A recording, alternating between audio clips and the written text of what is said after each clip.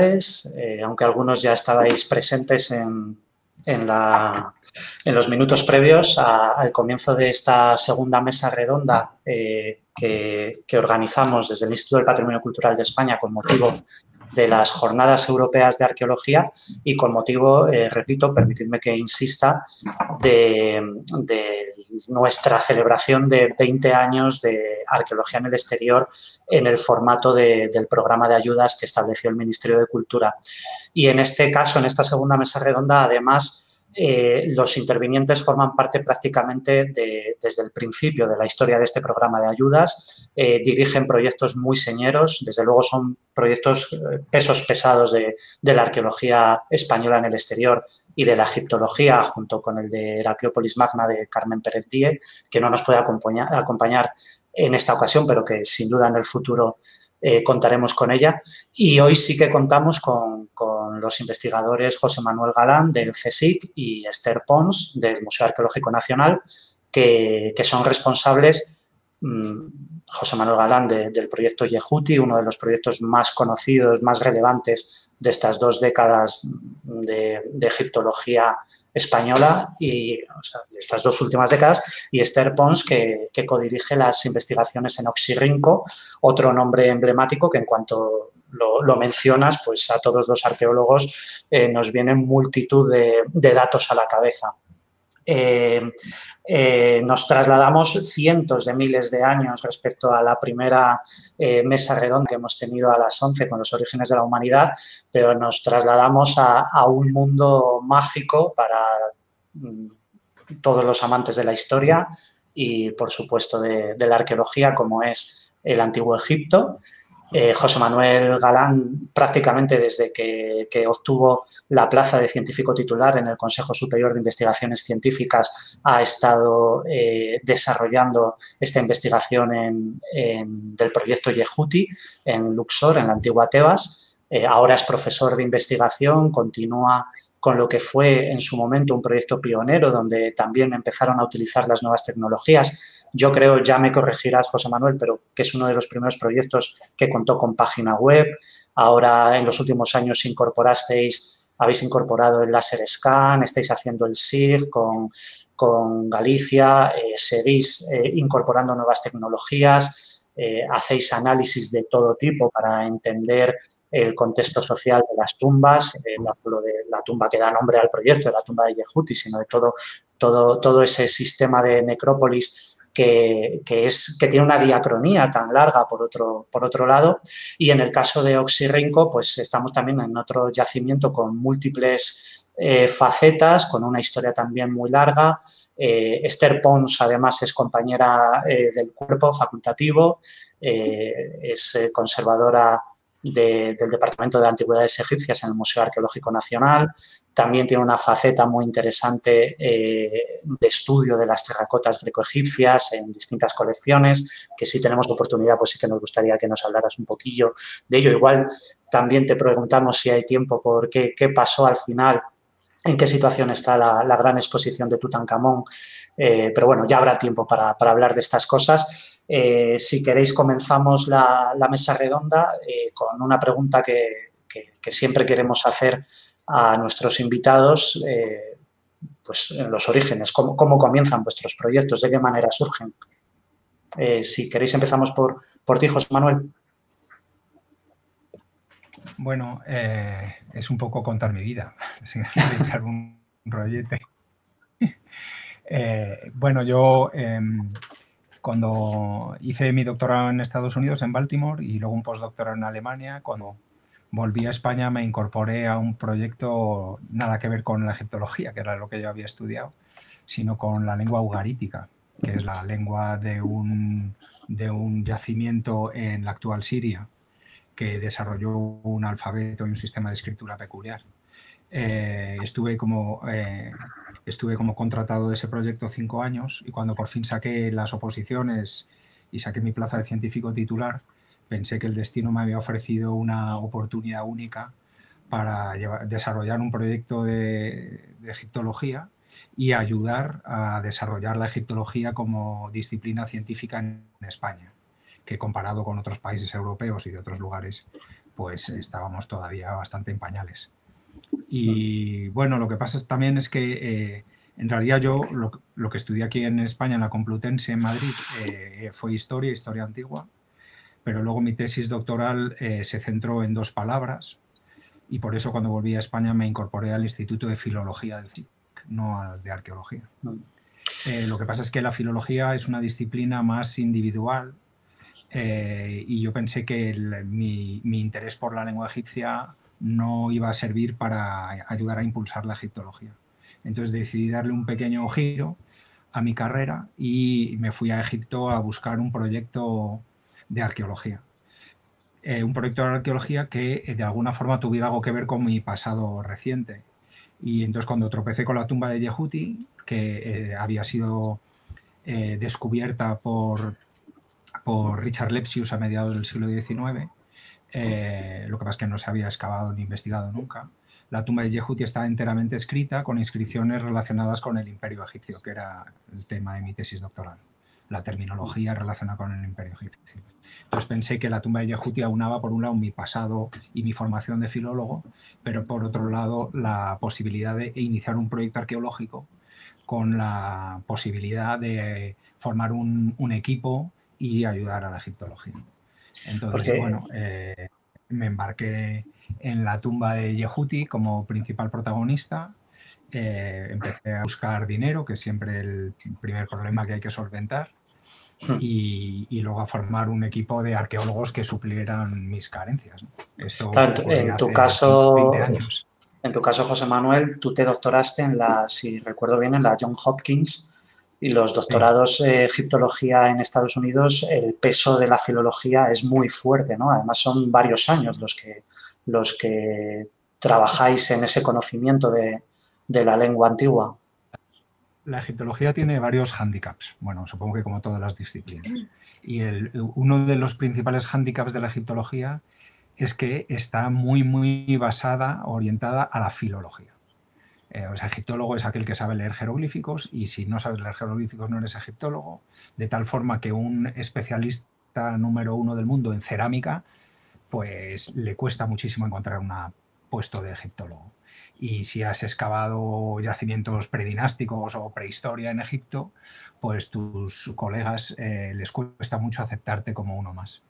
Y eso es un problema que tiene la egiptología, ¿no? Que está muy orientada, demasiado orientada a la lengua. Solo recientemente los arqueólogos y especialistas en disciplinas dentro de la arqueología encuentran un hueco. En tu caso, Esther... Un hándicap. Bueno, en mi caso fue distinto, porque el yacimiento de Oxirrinco, yo soy codirectora junto con la doctora Maite Mascor desde hace un año, pero llevamos excavando desde hace ya mucho tiempo. El yacimiento de Oxirrinco se empezó a conocer, bueno, con independencia de antiguamente, evidentemente, porque en comienzos de los años 80 del siglo pasado, pues el Servicio de Antigüedades tuvo conocimiento de que se estaba saqueando este yacimiento, sobre todo una tumba de época saíta. Y entonces, bueno, empezó a excavar allá, pero viendo que este yacimiento era muy grande, pues decidió unirse a otra misión, en este caso una misión extranjera, para que pudieran ayudarles. En ese momento, el doctor Josep Padró Parcerisa, que era entonces profesor titular de la Universidad de Barcelona, que luego fue catedrático, que ahora ya está jubilado, pues estaba también buscando un yacimiento arqueológico por esa zona, y entonces comenzaron a trabajar juntos, aunque al cabo de unos años la misión egipcia se retiró y ya todo dependía de la Universidad de Barcelona. Yo empecé a estudiar en la Universidad de Barcelona con el doctor Padró y bueno, luego por razones primero personales y luego profesionales me trasladé a vivir a Madrid y ya primero excavé en Heracleópolis Magna durante 3 o 4 años, pero luego ya comencé a excavar en Oxirrinco y he estado desde el año 2000, me parece, trabajando, sí. De forma más o menos ininterrumpida desde el año 2000, el 2001 no, por lo de las Torres Gemelas, pero luego ya he seguido trabajando, ¿no?, en el yacimiento.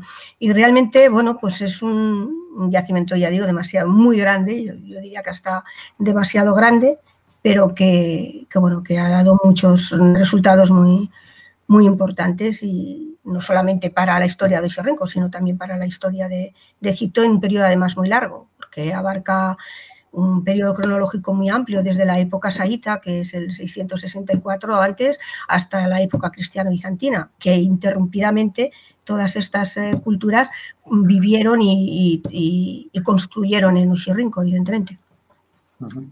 Claro, precisamente me gustaría que ahondarais un poquito más sobre esto último que ha comentado Esther. Dada la riqueza y matices de vuestros proyectos en yacimientos con una diacronía tan amplia, me imagino que os estoy pidiendo un ejercicio muy complicado, pero sí que me gustaría que comentarais cuáles creéis que han sido los principales resultados que habéis alcanzado en vuestras investigaciones, pues tanto en Uxirrinco, en el caso de Esther, como en Yehuti, en el caso de José Manuel Galán. Bueno, tomo yo la palabra. Bueno, lo bonito de nuestro proyecto es que, como decía antes, empezó centrado en la tumba de Yehuti, que había sido el supervisor del tesoro de la reina Hatshepsut y tenía toda la tumba enteramente decorada con inscripciones y escenas en relieve que hablaban de su actividad en la administración y de su papel dentro de la expansión económica y política de Egipto bajo la reina Hatshepsut en torno al año 1470 a.C. Lo que ocurre es que excavando alrededor de la tumba de Yehuti fuimos sacando a la luz enterramientos desde el año 2000 a.C., es decir, la dinastía 11-12, hasta época romana. Y casi sin pretenderlo al comienzo, porque nuestros comienzos eran muy humildes, de repente hemos abierto en la colina de Drabuelnaga una ventana que nos permite conocer la evolución de la necrópolis durante 2000 años, desde el año 2000 hasta la época romana. Y en otros lugares, en otros yacimientos es algo relativamente normal, pero en Luxor, curiosamente, es muy excepcional, porque las tumbas son un tesoro de tal calibre desde el punto de vista histórico, artístico, etcétera, que tanto los ladrones primero como los egiptólogos después, el interior de las tumbas les ha traído como un imán poderosísimo y se ha despreciado el exterior.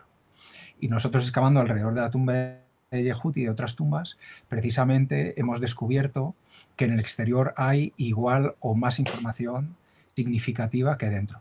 Porque dentro tienes la información del propietario, de su vida, su familia, sus creencias religiosas. Pero fuera tienes el urbanismo de la necrópolis, tienes los testimonios de los rituales que se efectuaron en honor del difunto, las ceremonias que anualmente se repetían para recordarle. Digamos, la vida en la necrópolis tenía lugar fuera de las tumbas, ¿no? Y eso yo creo que es un poco lo emocionante y lo que yo resaltaría de nuestro proyecto, ¿no? El hallazgo más espectacular fue en 2017 encontrar un jardín funerario a la entrada de la tumba. Curiosamente, la tumba en cuestión era del año 2000 a.C., no estaba decorada, había sido reutilizada y tenía, bueno, cierto interés sin duda alguna, pero en realidad el jugo, la información más relevante y singular se encontraba fuera. Y fuera teníamos un pequeño jardín de unos 3 metros por 2,5, dividido en cuadrículas, y las cuadrículas todavía conservaban las semillas y los restos vegetales de las plantas que allí se plantaron hace 4.000 años, ¿no? Y junto al jardín tenemos la estratigrafía que los geomorfólogos pueden ahora estudiar y reconstruir en cierta medida el medio ambiente de la antigua Tebas desde el año 2000 al 1500. Es decir, se nos abren posibilidades que no esperábamos, ¿no?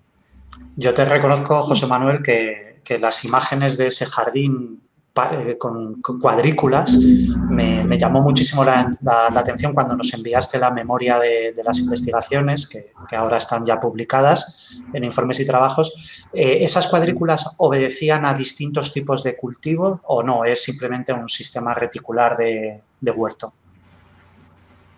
Sí, es un huerto. Curiosamente hay una tribu en la Baja California, el Zuni Pueblo se llama, que sigue cultivando así, ¿no? En realidad cada cuadrado es como una especie de maceta que está pensada para retener el agua y poder llevar a cabo cultivos en zonas áridas o semiáridas, ¿no? Esa es la idea. Claro, hacer un jardín en la necrópolis donde el terreno es desierto 100% es como un contrasentido, teniendo el valle fértil del Nilo a unos cuantos metros más allá. Pero es que el difunto en cuestión quería llevarse a la entrada de la tumba digamos, la fuente de las ofrendas que él esperaba que se le realizaran. Una especie de juego intelectual entre el deseo del difunto de tener las ofrendas cerca de la puerta, ¿no? Y porque probablemente los sacerdotes encargados de su culto funerario tendrían terrenos más extensos cerca, ¿no? Pero él quería tener ese mini jardín a la entrada, ¿no? Y, bueno. En tu caso, Esther, ¿por dónde empezar con Oxirrinco?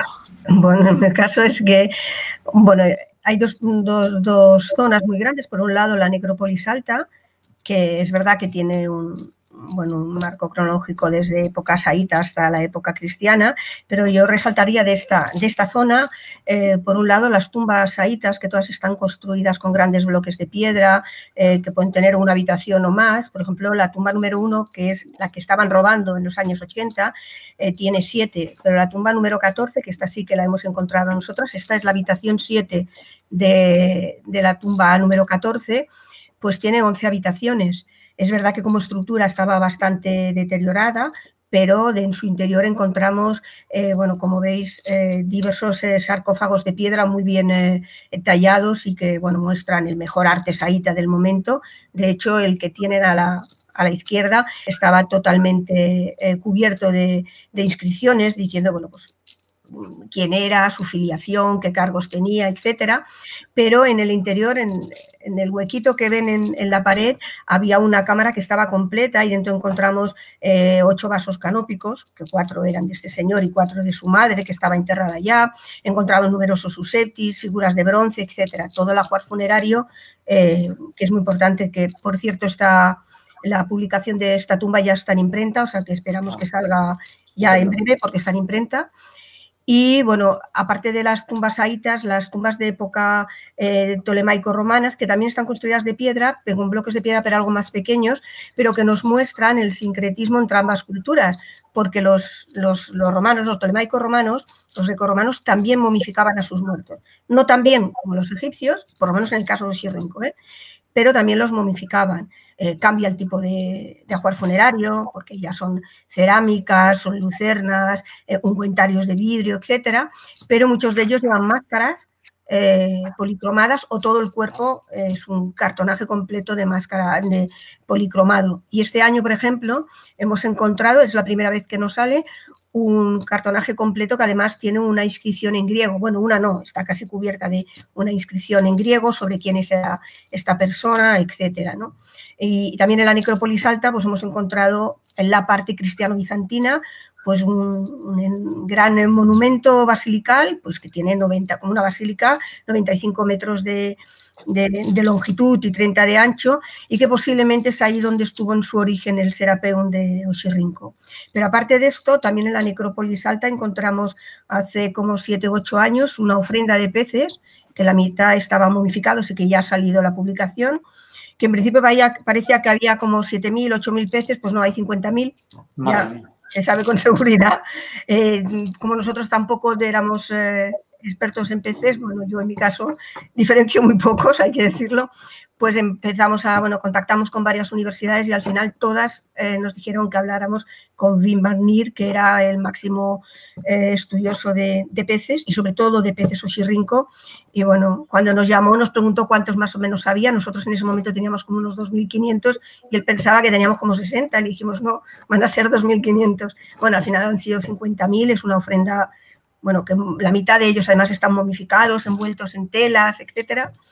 Y luego, aparte de esto, como a 1,5 kilómetros, hace ya pues, casi unos 10 años, se encontró un Osireion, un templo dedicado a Osiris, que en Egipto hay 3, el de Karnak, el de Abidos y el de Oxirrinco, se encontró por casualidad, y que los egipcios nos dijeron que, bueno, que los caváramos nosotros, que además ha sido, bueno, pues un trabajo, un estudio de tesis doctoral de la doctora Maite Mascor, que también está publicado, se publicó el año pasado, y que en su interior no solo se han encontrado una figura adyacente del dios Oxirrinco de piedra de 4 metros, sino que también hay 2 galerías, una de ellas con 76 nichos, con gran cantidad de objetos y material, bueno, destinado al dios Osiris, desde cajas, figuras, amuletos, conos, etcétera. Hay miles, cuando digo miles puede haber 5.000, muchos. Tenéis para investigar varias dinastías, ¿eh? Podéis estar varias dinastías investigando. Sí, dinastías.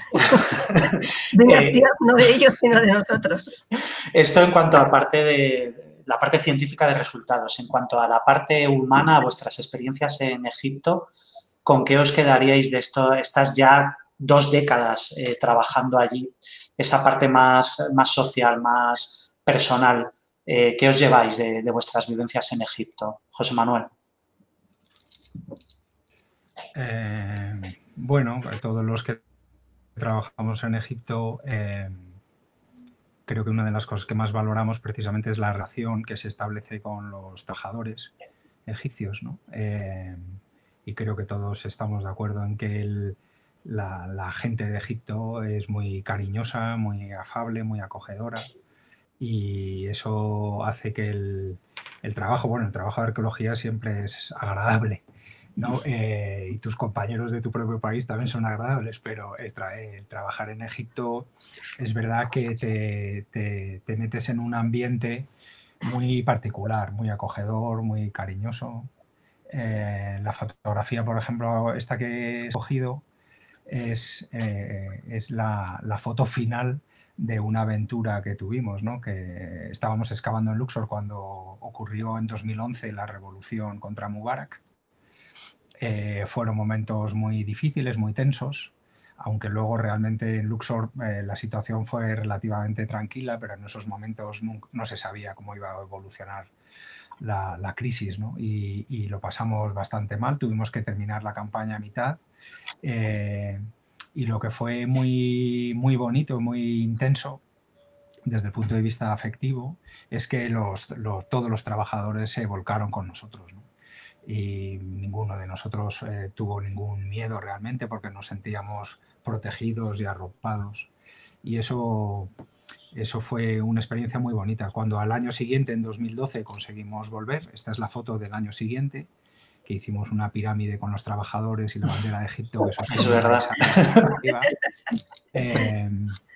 También fue una lección, ¿no? de historia, ¿no? de que todo pasa, de que la vida, como también lo estamos viviendo ahora, ¿no? Tiene altos y bajos, y los bajos te tienen que ayudar a ser más fuerte, a aprender, a ser más humilde. Y yo creo que, bueno, eso, que somos parte de la historia, presente, pero de la historia. Y eso creo que fue muy, muy bonito. Ahora viéndolo, claro, que hemos sobrevivido y ha pasado, es como el cuento del náufrago egipcio, ¿no? Todas las desgracias, entre comillas, cuando se pasan y se superan, pues son una lección y uno las puede luego contar hasta con gracia y con cariño, ¿no? Pero bueno, fueron momentos eso muy, muy intensos. Y también hubo una anécdota muy bonita, ¿no? Porque en aquel momento, claro, Egipto estaba en crisis muy profunda y la gente estaba al borde, no tenía dinero para comprar comida. Es que era una situación muy difícil, ¿no?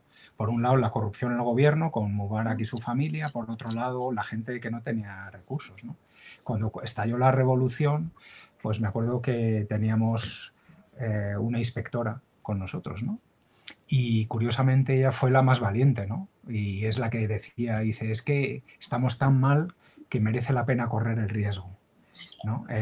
Y también ahí hubo, porque en Egipto normalmente no se habla de política, ¿no?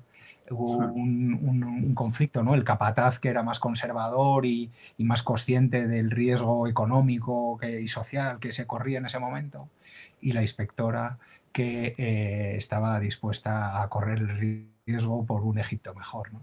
Y bueno, son momentos y circunstancias y conversaciones que no se olvidan. Madre mía. ¿En tu caso, Esther? Bueno, en mi caso yo creo que estoy de acuerdo con José Manuel. Creo que la experiencia con los obreros, que es la gente que trabaja ahí y que además luego nosotros la dejamos, nosotros nos volvemos, pero ellos se quedan. Bueno, esto es parte de los obreros que tenemos, uno de los días. Y bueno, para mí es las experiencias que hemos tenido con ellos desde siempre. De hecho, llevamos ya tantos años que primero vinieron los padres y ahora empiezan a venir los hijos. Eso no sé si es muy bueno porque nos hace un poco más mayores a los demás, claro.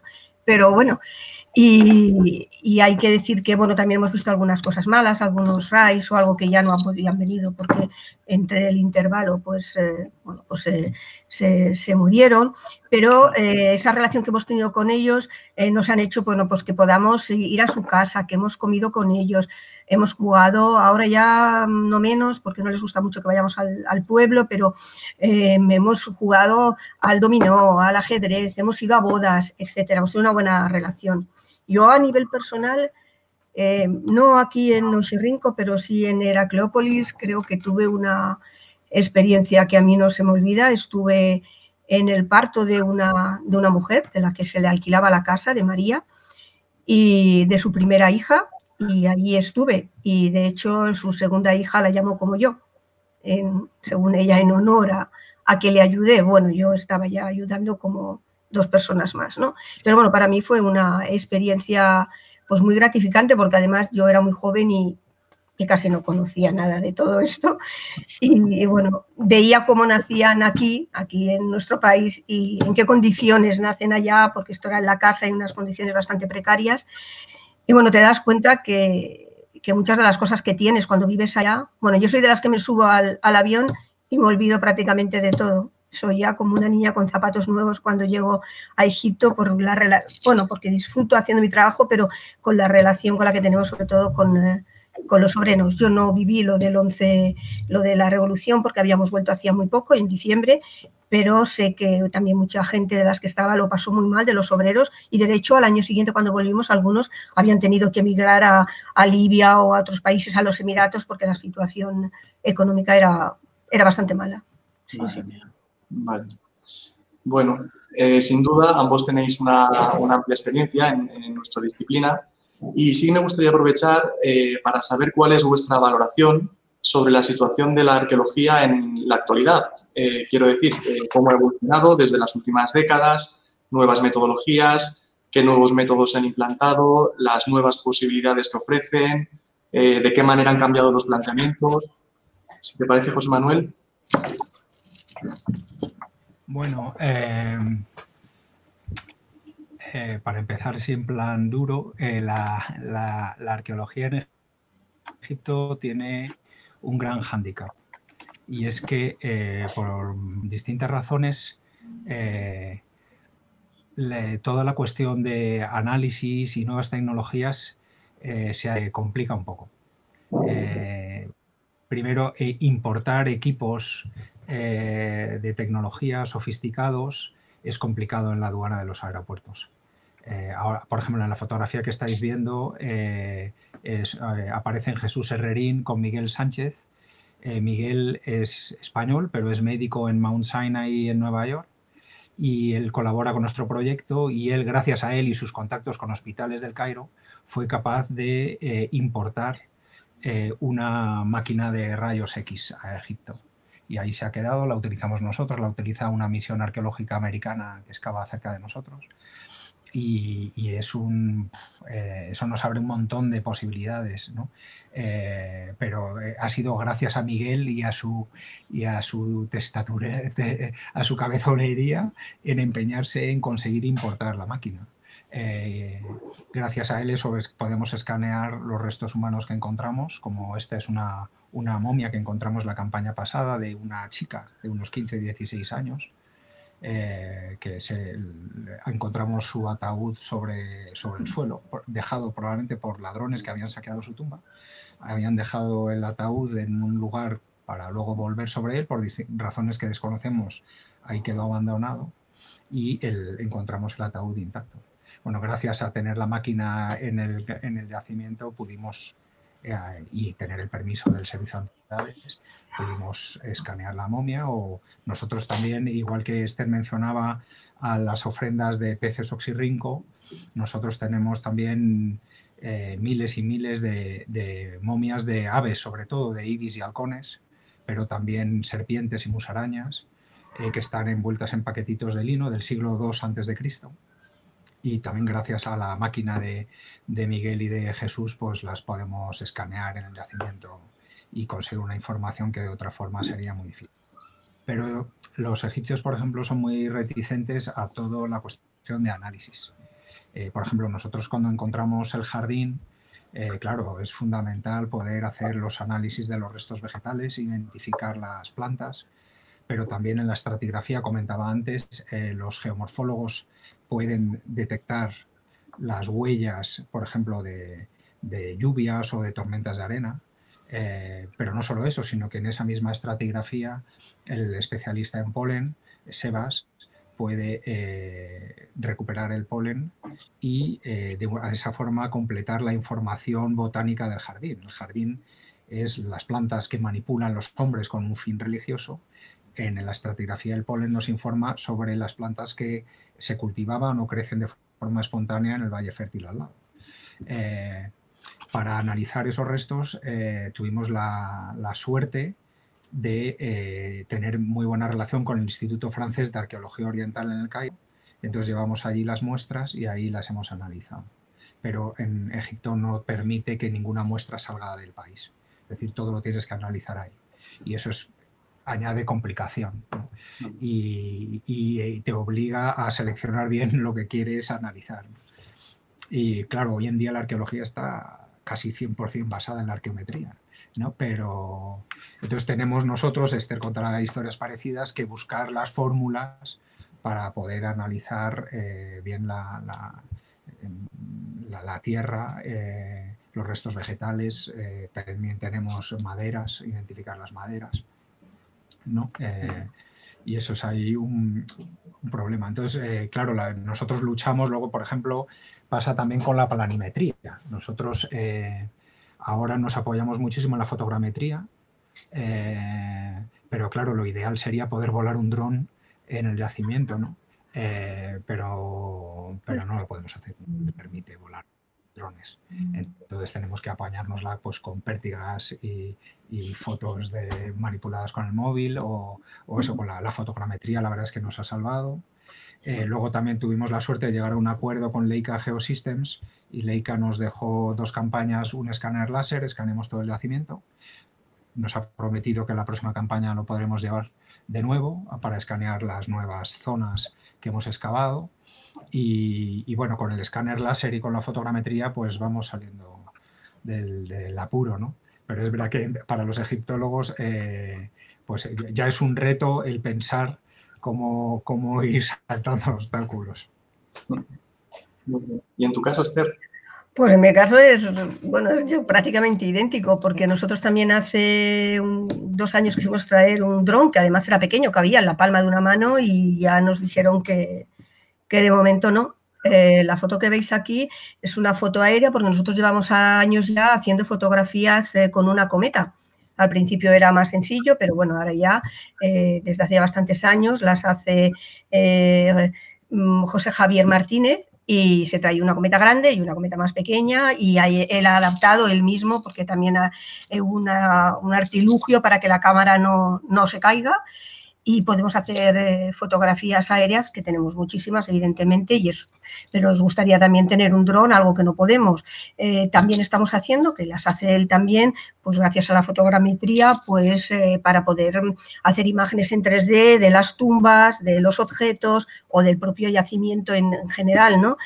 Y vamos así un poco tirando. Queríamos hacer, bueno, tenemos el IFAO, nos dejó hace unos años porque, bueno, con la Universidad de Montpellier, que tenía contactos, etcétera, pues venía una persona que estudiaba las momias, entonces con unos aparatos sí que podía estudiar un poco qué es lo que había en el interior de las momias, pero no era un escáner como tal. Y nosotros nos gustaría, bueno, que la Universidad del Cairo o la Universidad de Minia, hablar con ellos o con algún hospital de Minia, que es lo que nosotros tenemos más cerca, porque de hecho Oxirrinco pertenece al distrito de Minia, que pudiéramos escanear algunas momias ya que tengamos o que podamos hacer un TAC. Pero de momento lo tenemos ahí un poco en stand-by porque ellos sí que son reacios a que las momias vayan de un sitio para otro y más. Ahora traerte un aparato tampoco, ¿no? Pero bueno, nosotros seguiremos intentándolo porque creemos que es esencial saber qué oculta la momia, ¿no? Porque tenemos muchas, y así que es esencial hacerlo. Sí, es verdad que cuando hemos encontrado pues semillas, sobre todo en los enterramientos de época cristiana, que van acompañados de huesos de semilla, la persona que estudia, la doctora Viviana Agustí, conoce mucho este mundo de las semillas, de los frutos, etcétera, y es de gran ayuda. Pero vamos, ya nos gustaría poder hacer algunas cosas más, pero los egipcios son bastante perdón, no sé qué le sale aquí, son bastante reacios a las nuevas tecnologías, la verdad que sí. Y de hecho, bueno, yo no sé si a ti te pasa, José Ramón, pero nuestros inspectores no vienen ni con cámara de fotos, O sea, todo lo tenemos que traer nosotros y luego ya cuando terminas le tenemos que dar un book de fotos porque ellos en general no les gusta, y menos, ya digo, algo como más, como un dron, que nosotros les decimos, pero si no pasa nada, si nada, les enseñamos el modelo, el tipo, ya digo, cabía en la palma de una mano, pues nos dijeron que no y claro, nos dio tiempo. Aún así, la cometa, alguna vez hemos tenido problemas en el aeropuerto, Hemos tenido que ir explicando para qué servía. Bueno, y como la veían es un poco como de niño, muy grande, pero como para niños, pues aún ha podido pasar. Sí, porque realmente, pues bueno, pero lo demás no. O sea, que esta lucha por incorporar nuevas metodologías a las misiones en Egipto, me imagino que es uno de los objetivos de futuro. ¿Qué otros objetivos os planteáis para los proyectos, para Osirrinco y para Yehuti? Bueno, nosotros en concreto tenemos en el futuro reciente un objetivo. Bueno, en esta fase es uno de nuestros arquitectos, Giovanni Bars, con un escáner láser de Leica, que dejó Leica hace unos años. Ahora queremos tener uno más pequeñito, más directo. Pero ahí escaneamos todos los pozos, las tumbas, y es que Joan se lo ocurrió como un campeón. Bueno, en cuanto a los objetivos, pues hemos terminado de restaurar prácticamente las tumbas de Yehuti y de Geri, que están decoradas en relieve. Y esta próxima campaña, que esperamos llevar a cabo en enero-febrero de 2021, esperamos terminarlas y ofrecérselas al Ministerio de Antigüedades de Egipto para abrirlas al público. Ese será un momento muy emocionante. Junto a la visita a estas dos tumbas, que son de comienzos de la dinastía XVIII, en torno al año 1500 a.C., que son dos tumbas muy peculiares, pues además tenemos la réplica del jardín funerario que encontramos en 2017. Además de investigar y excavar el jardín y de consolidar la estructura de adobe y de barro que forma la cuadrícula, gracias al escaneado con Leica Geosystems, pudimos luego ir con la información del escáner a Factumarte, y con Factumarte hicimos la réplica del jardín. Gracias también a una ayuda financiera del American Research Center in Egypt, del ARCE, que nos dio dinero para terminar de investigar el jardín, consolidarlo y hacer la réplica. Hicimos la réplica en Madrid. Curiosamente, Factumarte tiene los talleres a 5 minutos andando de mi despacho en el CSIC, y la llevamos a Luxor. La llevamos a Luxor para colocarla encima del original. El original lo tapamos con una estructura de metal que hizo Nacho Forcadell, con paneles de aluminio y aislante, y sobre la protección del original colocamos la réplica. De tal forma que el visitante dentro de unos años que se acerque a ver la tumba de Yehuti y de Geri, pues pasará por una réplica exacta, incluyendo el arbolito en una de las esquinas del jardín del año 2000 a.C. Y las tumbas de Yehuti y Geri son interesantes. Por un lado, Geri es de las pocas tumbas decoradas que se conserva de comienzos de la dinastía de XVIII. Hay muy poquitas tumbas de esa época y tiene unos relieves maravillosos de estilo clásico, casi del Reino Medio. Y por otro lado, Yehuti, siendo supervisor del tesoro de la reina Hatshepsut, él se veía a sí mismo y quería que los demás le percibieran como el maestro de las letras. Eso me vino a mí fenomenal como filólogo en origen que era, o que soy. Y su tumba es un monumento a la cultura escrita. Pero no solo eso, sino que además cuando su tumba se reutiliza en el siglo II para depositar momias de animales, los sacerdotes encargados del culto a las momias y de la deposición de las momias llenan la tumba de Yehuti y de Geri de grafitis. Entonces tenemos casi un centenar de grafitis escritos en tinta roja de los sacerdotes que reutilizan las tumbas muchos años después. Es decir, que continúa siendo un monumento a las letras escritas. Y yo creo que eso hace que la tumba de Yehuti de Geri sean dos tumbas que realmente merezcan la pena abrirse al público. Y ahí en esas estamos. ¿En tu caso, Esther?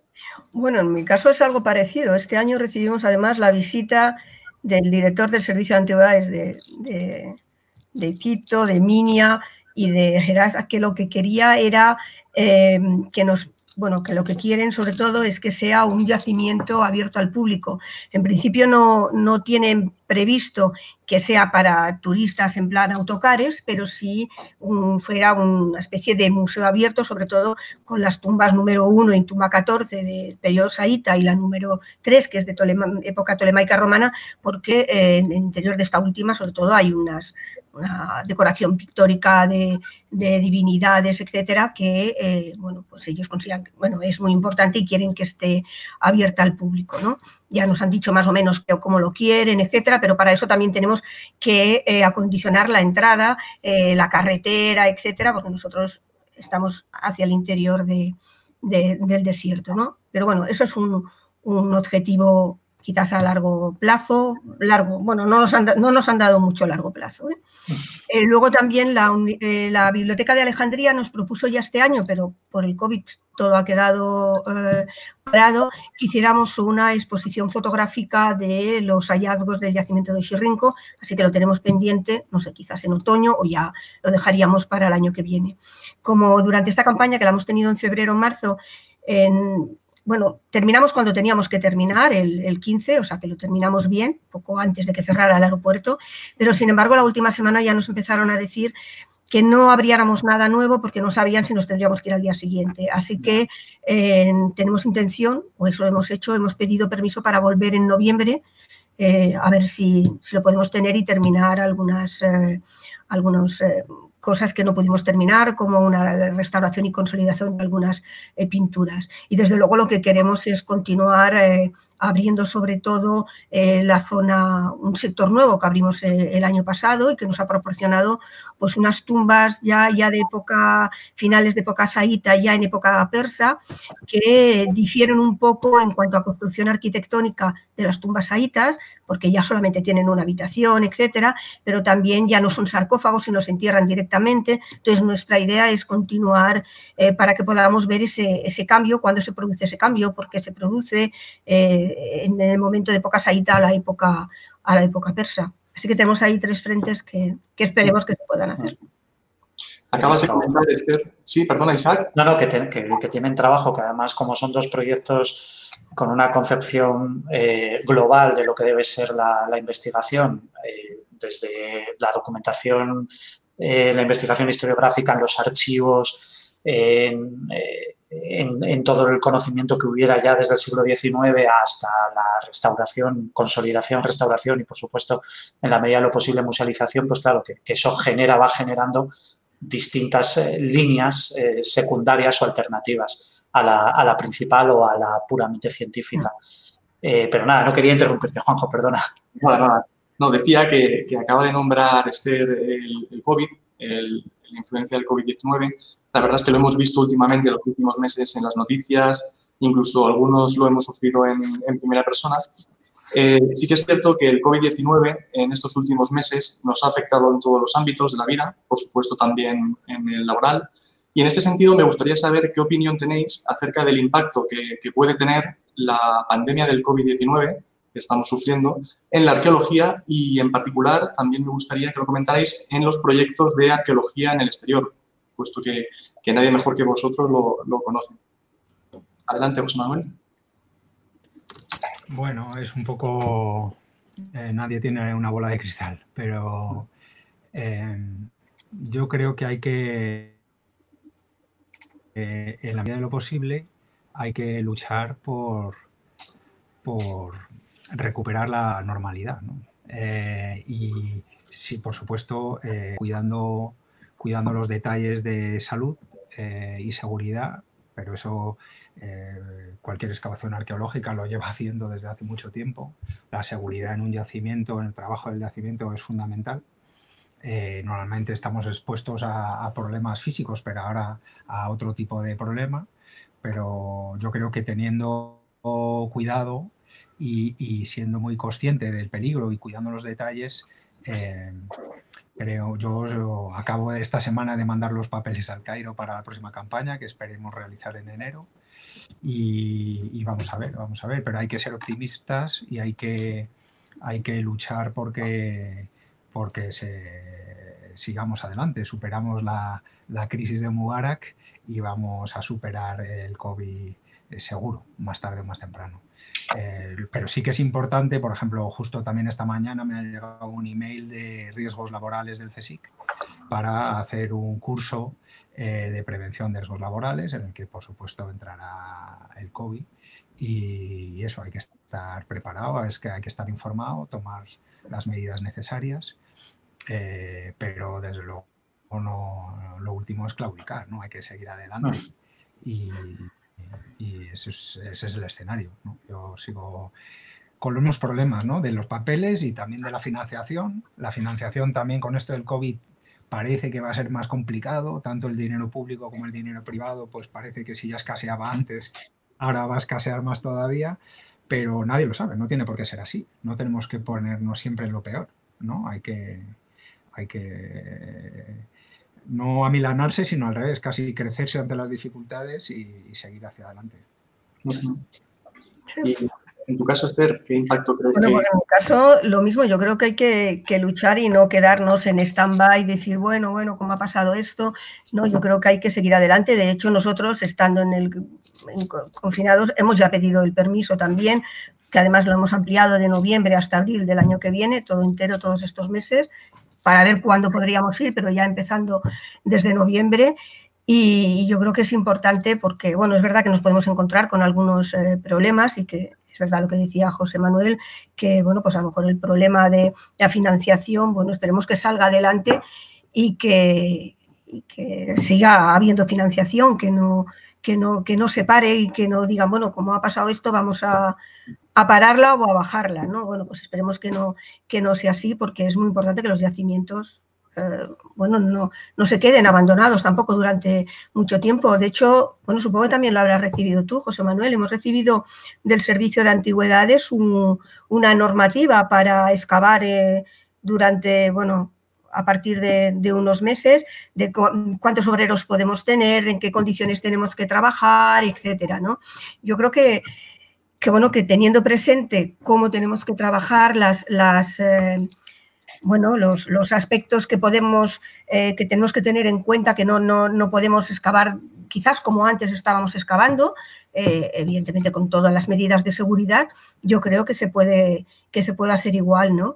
Para mí creo que es muy importante que no se paren las excavaciones, porque muchos de los procesos que has dejado a mitad porque no has podido terminarlos, como nos ha pasado a nosotros, que, bueno, en esta imagen se han podido consolidar las pinturas, pero no todas están del todo restauradas porque tuvimos que dejarlo, no dejar de excavar, pero sí dejar de empezar algo nuevo en esta última campaña, pues sería conveniente que continuáramos, porque el tiempo además también deteriora aquello que tú estás haciendo si no está consolidado, restaurado del todo, ¿no? Así que yo creo que hay que luchar, continuar adelante y desde luego, bueno, quizás con más ímpetu, como decía José Manuel, para que esto no se acabe, todo lo contrario, para que además las instituciones privadas o públicas, que son las que subvencionan las excavaciones, pues continúen y lo fomenten aún más, para que, bueno, dentro de todo lo que nos puedan pedir, pues de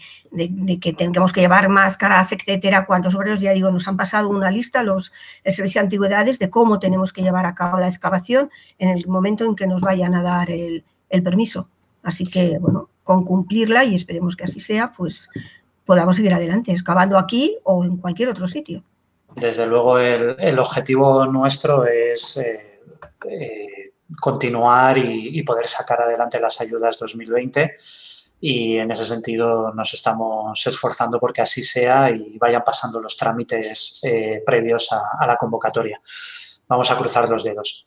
Creo que tenemos tiempo para una última pregunta antes de pasar al chat. Sí que me gustaría, continuando con el futuro, si algún día cerrarais, aunque ya por lo que nos estáis diciendo tenéis investigación para rato en tanto el proyecto Yehuti como en Oxirrinco, pues si algún día quisierais empezar un nuevo proyecto en Egipto, ¿tenéis algún yacimiento por ahí al que os gustaría meterle mano en el futuro?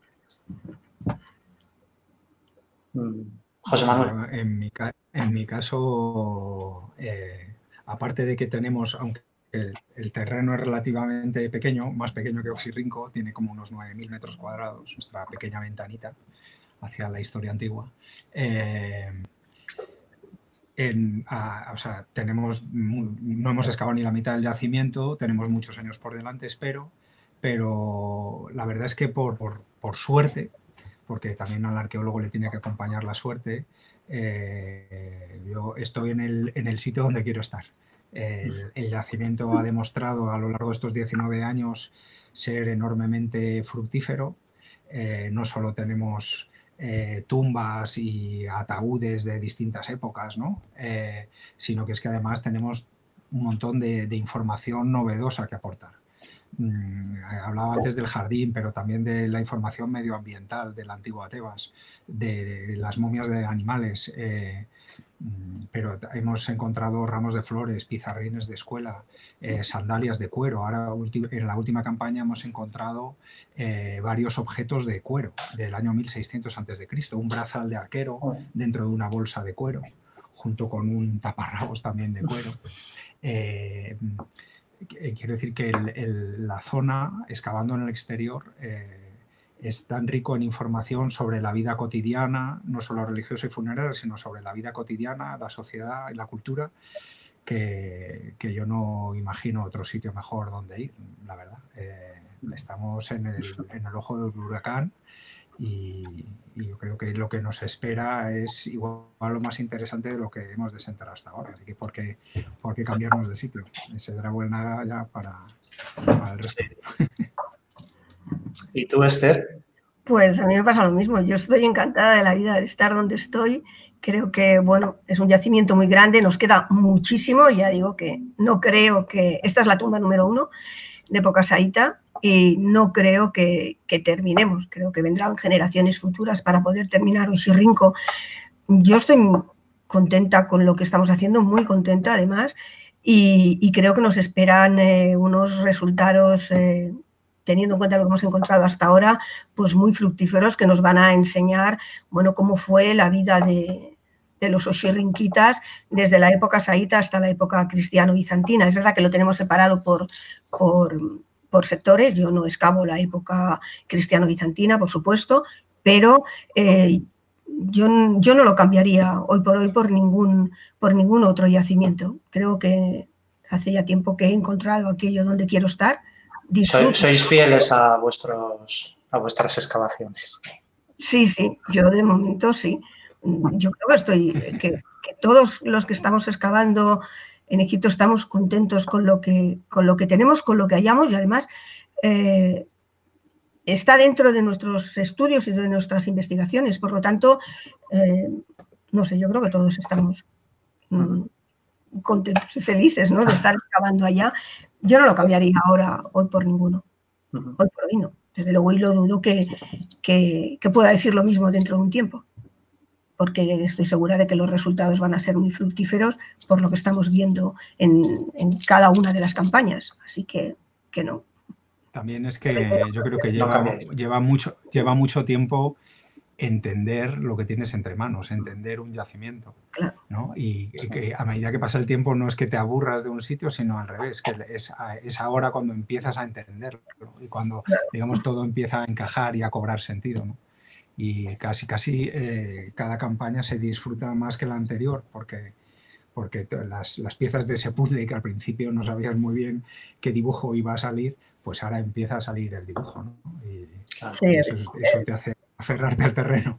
Sí, evidentemente vas viendo pues eso, cómo encaja todo y por qué aquello que apareció hace 2 años, dices, ¿y esto aquí qué hace? ¿O por qué? Bueno, pues 2 años después pues ya aparece. Yo me acuerdo que hace unos años, cuando encontramos la habitación número 6 de la tumba 14, nos apareció un muerto, que era una mujer, pero 8 vasos canopos, y no entendíamos por qué 4 eran de la muerta, pero los otros 4 no sabíamos qué hacían allá si nunca había habido otro muerto allá, hasta que el año siguiente encontramos la respuesta, porque enfrente estaba el sarcófago epigráfico de su hijo, y por la razón que sea. Pero bueno, vas viendo poco a poco que a veces las campañas te dicen, bueno, esta no he entendido muy bien, te han quedado flecos allá. Bueno, pues a la siguiente te salen y al final sale, va saliendo todo. Sí, sí. Bueno, Juanjo, ¿tenemos tiempo para que pregunten los asistentes? Tenemos tiempo. Si os parece bien, pasamos a responder algunas de las preguntas que nos han planteado los asistentes.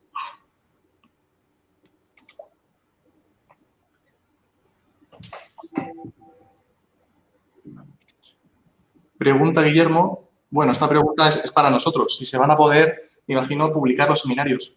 Pues sí, la idea es próximamente subirlos a nuestros canales de comunicación habituales para que puedan verlos, por supuesto, en el momento en que quieran. Pasamos a otra pregunta.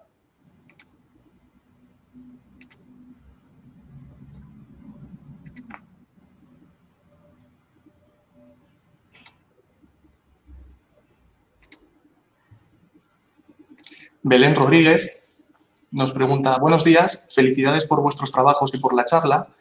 ¿Cuáles son los problemas desde el punto de vista de la conservación y restauración que hay que destacar en estos yacimientos y cómo se solventan? Pues adelante, José Manuel, Esther. Bueno, con la restauración pasa un poco algo parecido a las nuevas tecnologías. En Egipto es difícil de adquirir productos de restauración de calidad y eso es un reto que hay que solventar. No es sencillo. Nosotros, de nuevo, hemos tenido la suerte de volver a contar con la ayuda del Instituto Francés de Arqueología Oriental del Cairo, que nos ayudan en la adquisición de los productos y les estamos muy agradecidos. Pero eso es un problema, ¿no? Por otro lado, es verdad que el trabajo yo diría, aunque no es mi papel, y a lo mejor los de mi equipo se me echan encima, el trabajo de conservación y restauración en Egipto es muy agradecido. Los objetos más frágiles se conservan fenomenalmente bien, tenemos cantidad de telas de lino, madera, la pintura, y digamos luego la tarea del restaurador, limpiando, consolidando, restaurando, creo que es muy, muy agradecida, ¿no?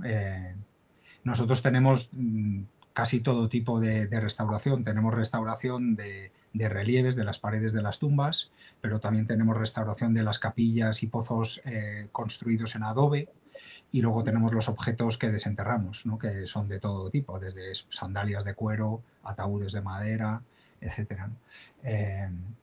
Y bueno, luego también el problema también principal, pero eso es común en cualquier yacimiento arqueológico, es el trabajar en el yacimiento. Nosotros no podemos llevar las piezas a un museo y contar con un laboratorio de restauración como en otros lugares, ¿no? Entonces tenemos que restaurar in situ en el yacimiento, con el problema de polvo, de calor o de lo que sea, ¿no? Pero bueno, eso le da un poco más de encanto al asunto, pero sí que es verdad que es una dificultad. Nosotros me acuerdo cuando encontramos rota en pedazos la tablilla de aprendiz, una tabla utilizada en una escuela del año 1470 a.C. Claro, en el laboratorio de un museo se hubiera restaurado fenomenal, pero había que restaurarlo en una mesa dentro de una jaima en el yacimiento. Y eso es importante también tener eso en cuenta, ¿no? Esther, ¿quieres decir algo? Bueno, a nosotros nos pasa igual. Es verdad que nosotros solemos traer bastante material de aquí, de casa, pero también compramos material fuera, y es verdad que los restauradores a veces se quejan de que no siempre es de buena calidad. Tratamos de que sea siempre de buena calidad, pero a veces no. Es verdad que la ayuda de gente del Cairo que nos dice dónde poder comprar, o lo van a comprar ellos y luego nos lo traen, ¿no? Pero aún así a veces pues se quejan de que algún material no siempre es el bueno. Nosotros tenemos material para consolidar o restaurar desde pues esto, la pintura, la piedra, madera, adobe, sobre todo, por ejemplo, las casas de época cristiano-bizantina, que todas son de adobe. Bueno, pues nosotros hemos restaurado los muros y, bueno, llama la atención de que realmente lo hacen con el mismo molde que ves en las tumbas, la tumba de Regmere de la 18 dinastía, bueno, pues es el mismo molde, ellos lo hacen, hay 2 o 3 obreros que siempre con las directrices que le manda o que le dice el restaurador y, bueno, se consolidan los muros porque de un año para otro el adobe se deteriora muchísimo, ¿no? Nosotros sí es verdad que tenemos un pequeño almacén dentro de la casa, porque nosotros no estamos en un hotel, tenemos una casa que construyó la Universidad de Barcelona y entonces en el porche de la casa hay una especie de almacén donde aquellas piezas que luego no se lleva al servicio de antigüedades, se quedan en el almacén y donde los restauradores pueden restaurar las piezas, pero también restauran y consolidan in situ. Las pinturas murales de las criptas cristiano-bizantinas se hacen allá, los cartonajes y las máscaras, pues muchas veces se hace una primera consolidación in situ en la misma cámara funeraria donde se han hallado, ¿no?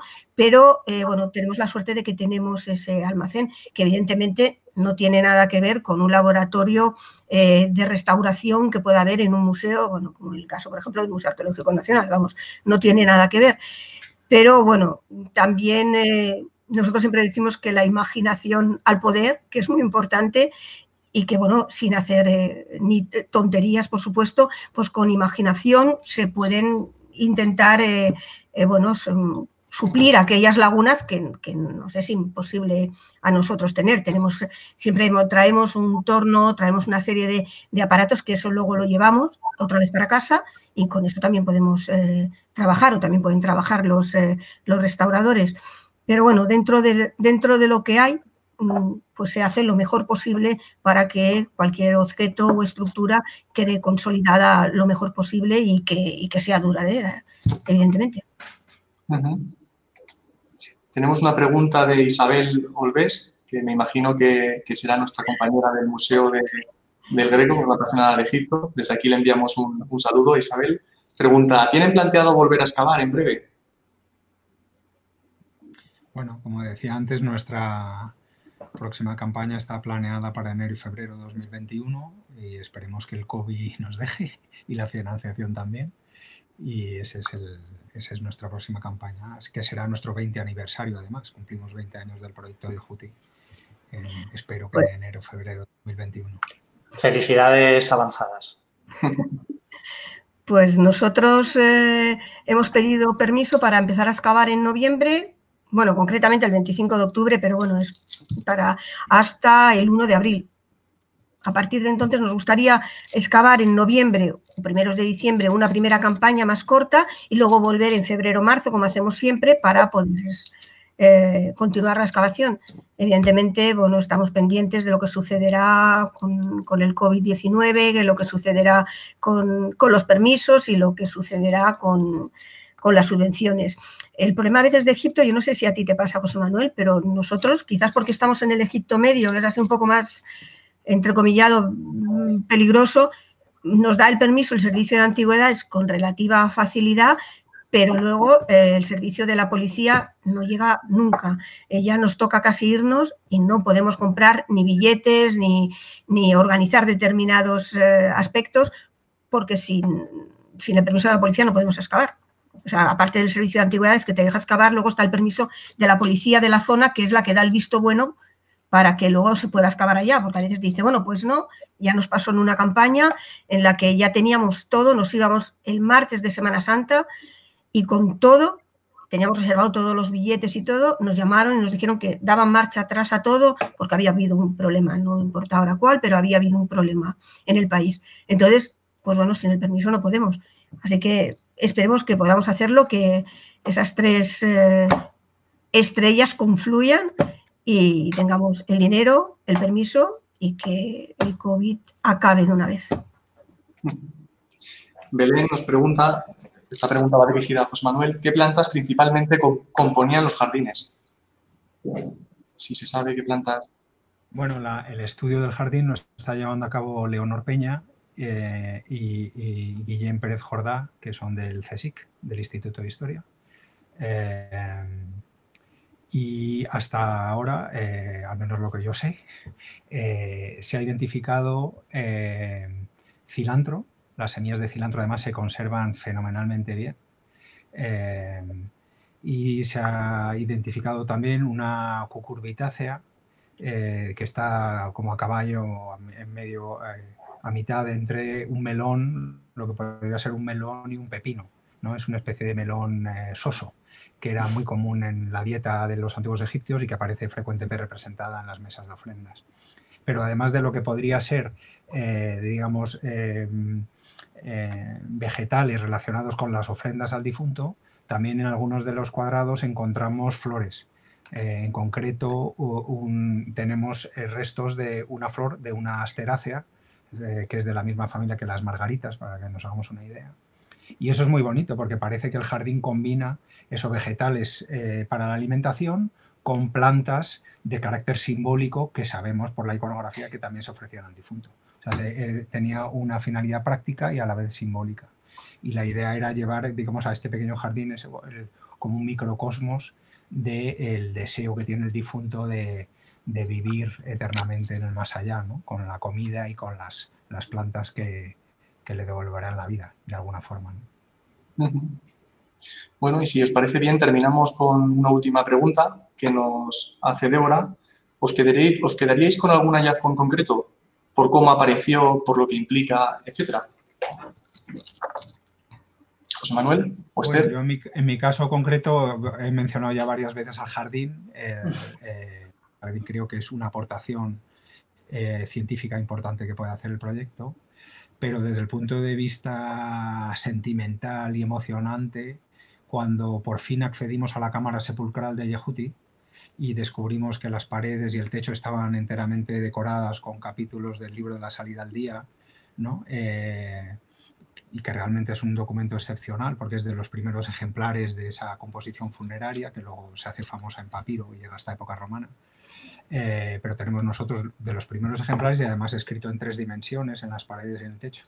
Pues cuando entramos por primera vez el capataz, el Rais Ali Farouk y yo, lo cuento mucho, pero es que ocurrió así, ¿no? Entró primero el capataz con la linterna, él esperaba que iba a estar el ataúd con las joyas tipo Tutankamón y se encontró que la cámara estaba vacía y empezó a jurar en árabe, ¿no? Y yo con mi linterna iluminé las paredes y el techo y le dije, pero mira, Ali, que está todo escrito. Y me acuerdo que a él se le saltaron las lágrimas, él no era capaz de darse cuenta de la importancia en ese momento del hallazgo, ¿no? Pero fue un momento muy emocionante y junto con el jardín creo que la cámara pintada de Yehuti es de los grandes hallazgos del proyecto. Estamos ahora preparando la publicación, Lucía Díaz Iglesias y yo, y como digo es un documento religioso pero también histórico-social importante, de primera magnitud.